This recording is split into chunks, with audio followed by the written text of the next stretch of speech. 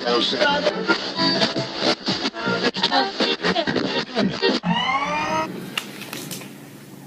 if you could describe yourself in one word, how would you describe yourself? Analytical.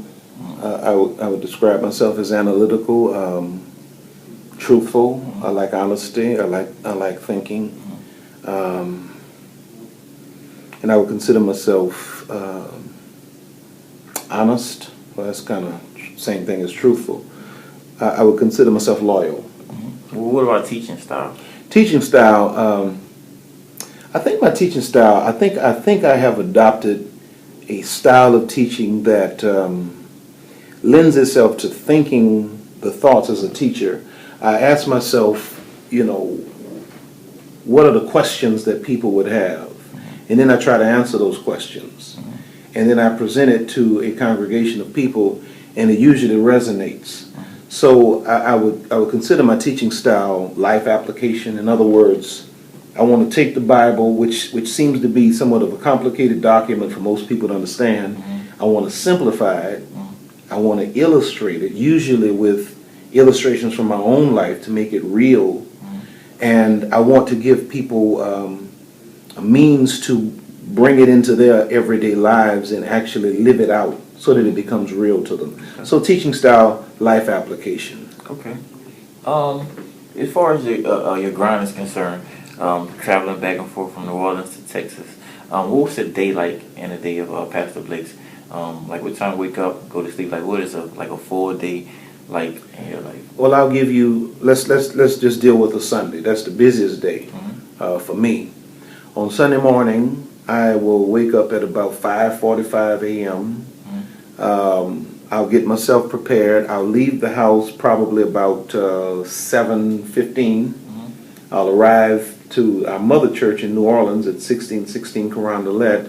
And right now, the way my schedule works, I'll have the microphone at 7:45. I'll have to turn the mic over at 8:15 to the assistant pastor. I'll get in the car.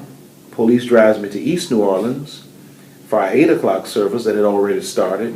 I'll get there for about 8:30. I'll usually get the mic about 8:35.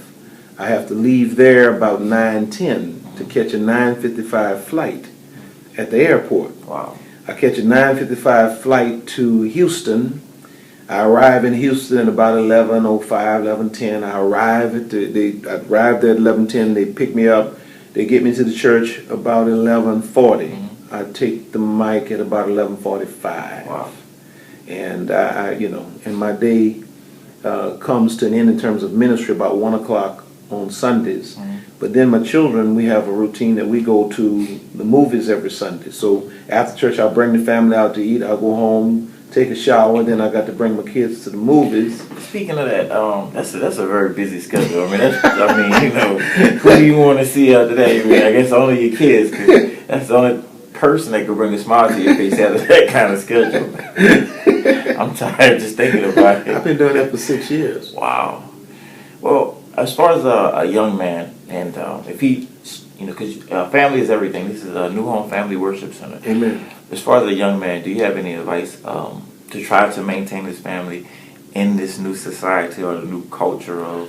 Wow, that's interesting. That's interesting that you asked that question. It's because the challenge for guys young, like yourself and even younger, is that the values have changed. You know what I mean?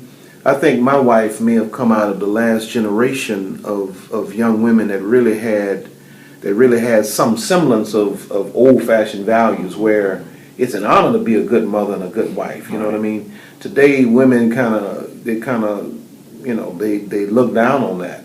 So I think today, for a young man to give a run at really having a successful relationship in marriage, I think number one, he ought to keep his intended or his wife in some kind of an environment where marriages are working successfully. You know what I mean? I think also that there has to be a lot of communication. He has to really communicate his vision to his wife, and he has to also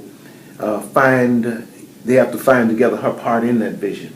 Because today, if young women don't feel that they have a role, they tend to lose interest and they kind of pull away and begin to do their own thing, which is the demise of the marriage and the relationship. So the more you guys grow together in terms of a common vision, and which is something you should know you have with this woman before you even marry her. Know that you guys have a common vision, and then keeping her involved in that process, and then of course keeping God in the mix. I think that becomes the recipe for what could be a very successful relationship, and just kind of evolving together and growing together. But communicating is the most important thing. I've noticed that family is the fabric of the community.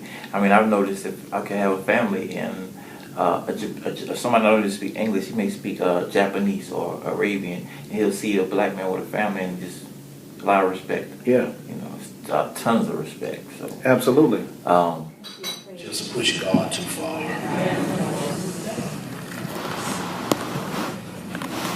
And all I'm saying to you tonight is, kind of check yourself before you wreck yourself. Because when God gets tired,